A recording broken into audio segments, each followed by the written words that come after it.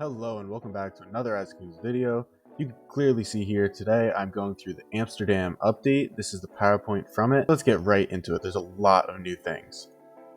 So first off, they start off by talking about what their kind of idea of the company is. Kind of typical things you'd expect to hear, listening to feedback, do what they think is right, or what players think is right. To me, there's nothing explicitly of note here. There's a couple shifts of when things happen. They don't actually show it here. It's kind of a bit of a weird makeup of the image, but we'll move on. This is super exciting, especially for new kingdoms, because of what I'm pointing out right here. So when you're a new kingdom, you get a lot of rogues, and one of the biggest things there is Martellanges. Now this is going to be helpful for everyone, especially the farm killing, things like this, not being able to teleport and block the flag route. All these things are super helpful, but this is a big noticeable difference for new kingdoms especially.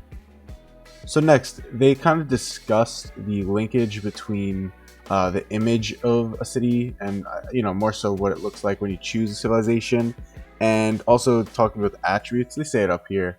So, if you want to look like Greece, but you are a cav main and you don't care for the infantry stuff, you can be Germany and, look like Greece, that type of idea.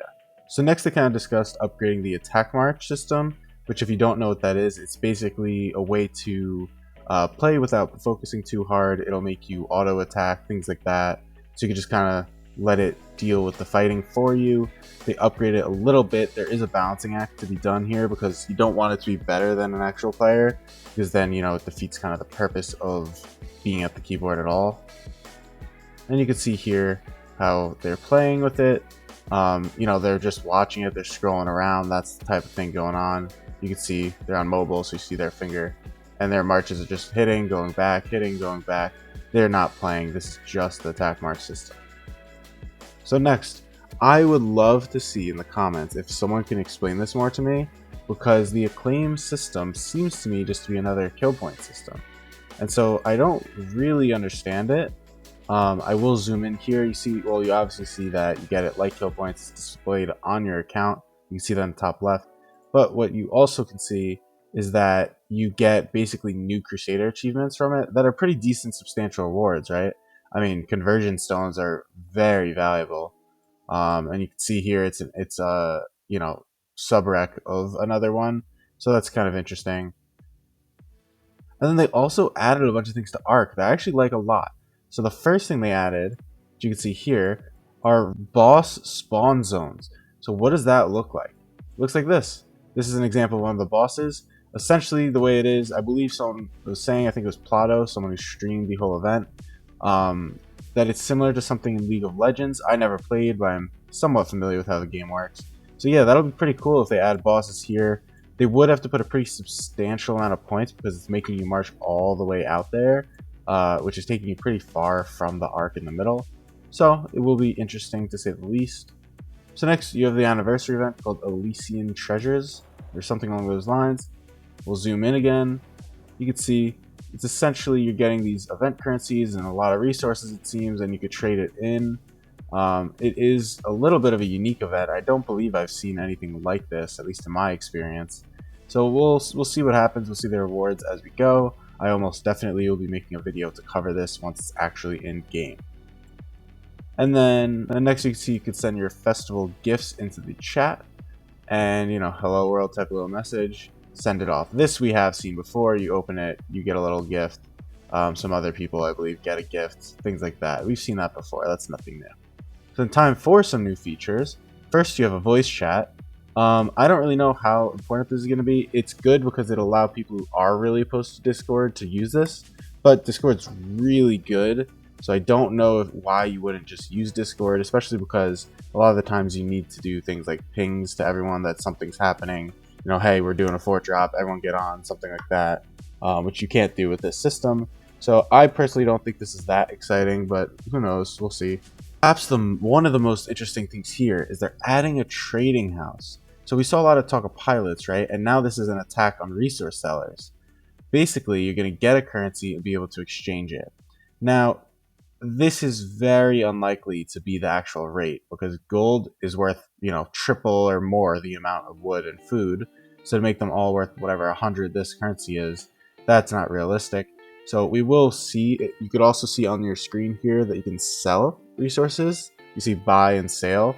So it is something that will be pretty interesting. I'm not sure if sale is just going to be resources, if that's how you're going to get this currency. I also seem to believe that this is not an event and this may be something that you can access. But yeah, so that's kind of an exciting idea. I'm all for getting more resource available in game. I personally would just say, hey, your bundles don't give enough. Change it from giving 100 mil or whatever to giving 600 million. You know, just really tune it up and we'll buy right from low. But hey, time for the next exciting thing, Zenith. So we had a lot of controversy. I had a whole video about it. You can see that they seem to be intending to keep the 5 million power thing, where you get up to 10, it seems. So I guess that means you can get a 50 million push. And then this is really interesting, and I don't know if this is intended, but you can see some of these amounts here, and certainly these numbers are off, right? Unless I'm looking at this wrong. 100,000 million. This can't be 1.5 million for a coin. You know, that would be saying you push 5 million power for 1.5 million. Maybe it's supposed to be billion, and I'm misunderstanding this. So we'll see. Billion could actually honestly be interesting. Pushing something like 5 million power to get a billion of like gold is probably down here. You can see there's more on the bottom here. So that's kind of interesting. There's more down here I'm talking about. But this is what I'm referring to as the most interesting, is you could get one of the best theme buffs, a troop health, which, you know, this is a minor amount, 3%, but the training speed. And so that's really interesting. And notably, it's only for 25 million power. So I, for one, will definitely be pushing at some point to try and get this if this is working as intended in game. Then next you could just see the city theme that I believe is planned to come out next. It's honestly a pretty nice looking theme. I'm personally, you know, a fan. I think that, you know, it's pretty nice. Look at it, explodes. Yeah, it's a nice theme. I got nothing else to say. No complaints really.